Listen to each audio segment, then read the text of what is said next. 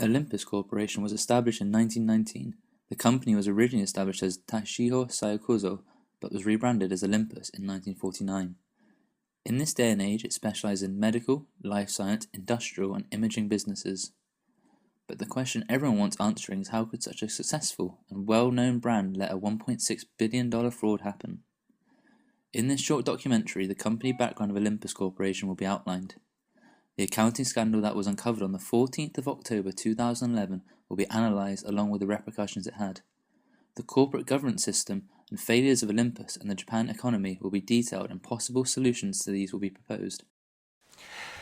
Olympus shares tumbled again Tuesday after the Japanese camera and medical supplies maker admitted that it hid losses on securities investments dating back to the 80s. Just so you guys at home can grasp the size of the organisation and the importance within the Japanese economy, the background of Olympus Corporation will be explained. As of the 31st of March 2012, the company had 198 subsidiaries and 10 associated companies. On September 28, 2012, the company sold a subsidiary for 53 billion Japanese yen.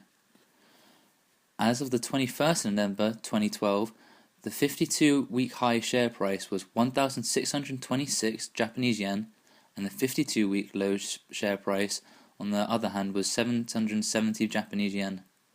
The figure of the market capitalization is 391.03 billion Japanese yen. The value of total revenue has increased by 1,443 million Japanese yen from 2011 to 2012. The value of net income has decreased by 52.851 billion Japanese yen from 2001 to 2012. The big factor has been an increase in selling, general and administrative costs as a percentage of sales from 32.44% to 33.07%. Year on year, both dividends per share and earnings per share, excluding extraordinary items, growth dropped by a massive 100% and 1,375.45% respectively. This is primarily due to a high-profile accounting scandal which occurred in 2011. The value of cash flow has decreased by 17.906 billion Japanese yen from 2011 to 2012. Dozens of investigators have raided buildings belonging to the Japanese company Olympus in Tokyo. Their inquiry revolves around an accounting scandal.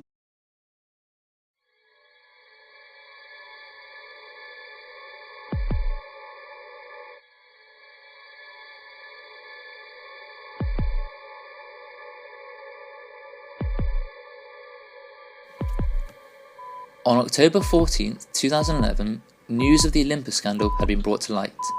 The sacking of the company's chief executive officer, Michael Woodford, shortly followed this. The reason, according to Michael Woodford, behind his sacking was for confronting Taiyoshi Kikukawa, the chairman of the company, about a $1.6 billion cover-up through 3 acquisitions. What did these transactions relate to, and to whom were these vast sums of money sent? The majority of the cover-up related to the acquisition of Gyrus ACMI, a medical equipment manufacturer. Olympus paid well over the odds for a company at a staggering $2 billion, but what raised concerns was the $687 million that was paid in advisors' fees to a third-party company in the Cayman Islands. The 2 other acquisitions were for a mail-order face cream business and a microwave cookware company. Again, a substantially high fee was paid for both companies at $800 million. These companies had nothing to do with Olympus's core business. It was later found out that $1.6 billion was in fact a cover-up for security losses for the bad investment decisions made by previous Olympus presidents, traced back to the 1990s. The then CEO, Michael Woodford, was equally perplexed as to why these transactions had taken place, and this is when the suspicions arose. He had called a board meeting, but to his amazement, instead of a board talking about the acquisitions, the board members and Kikukawa sacked Woodford in a 15-0 vote. It was after this meeting he had raised the transactions to a serious fraud office, Japanese police and FBI. Woodford had to quickly escape Japan as these transactions had been rumoured to be linked to an organised crime group in Tokyo.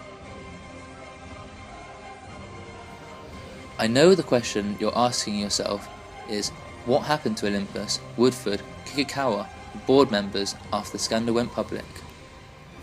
The company has been rocked in the wake of this scandal. The main effect has been financial loss to Olympus, as the share price fell 81% in the first month after the scandal came to light between 3rd of October 2011 and the 7th of November 2011. As for the executives and board members, 7 people were arrested for fraud in February 2012. These consisted of 3 main executives who were involved in the scandal: Tsuyoshi Kikukawa, the former chairman, Hisashi Mori, and Hideo Yamada.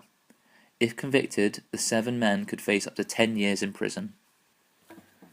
Since Michael Woodford's sacking on the 14th of October 2011, he has resigned from the board of directors and staged a proxy fight to manage Olympus once again and regain his former position as CEO.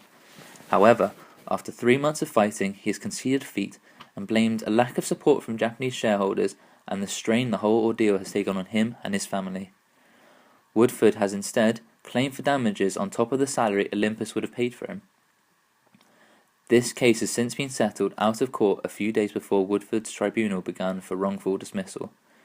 It is estimated that Woodford received £10 million in compensation. Now let's analyse the corporate governance within Olympus and the Japanese economy and outline how the scandal could have been prevented. In Olympus, same as most Japanese systems, the corporate governance and internal controls, which mainly include control environment, risk assessment and response, control of activities, information and communication, and monitoring. In this case, Olympus's financial department did not concentrate enough on the management of financial assets. After the Olympus scandal, the need for tighter regulation on corporate governance in Japan has been highlighted. The failure of Olympus corporate governance has exposed a large common defect that exists in many Japanese companies' systems.